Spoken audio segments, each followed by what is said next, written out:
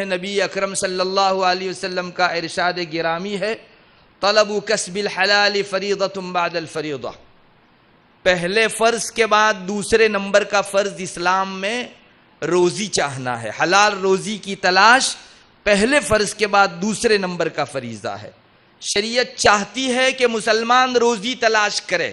چنانچہ علماء نے لکھا ہے کہ اگر کوئی شخص ہاتھ پر ہاتھ دھرا بیٹھا رہے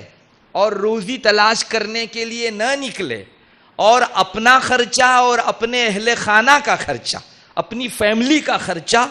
کما کر فراہم نہ کرے، تو یہ آدمی ایک فرض کو چھوڑنے والا ہے۔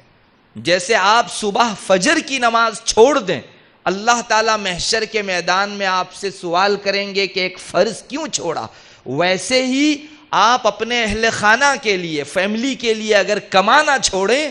تو اس کو بھی ایک فرض کا چھوڑنے والا قرار دے کر محشر میں مستقل اس سے سوال کیا جائے گا۔ شریعت چاہتی ہے کہ انسان روزی ڈھونڈے، لیکن شریعت نے راستہ بھی طے کر دیا کہ اس راستے سے ہی روزی ڈھونڈنی ہے۔ اگر اس کے علاوہ کسی اور راستے سے آپ نے ڈھونڈا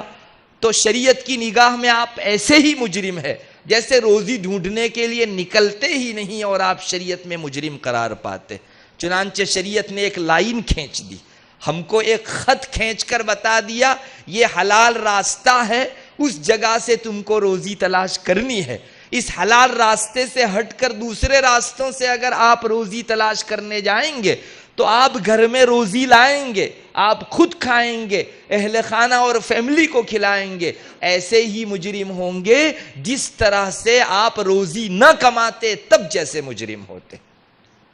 چیز کو حاصل کرنا جتنا ضروری ہے، اس کو صحیح ڈھنگ سے شریعت کے بتائے ہوئے طریقے سے حاصل کرنا بھی اتنا ہی درجہ ضروری ہے۔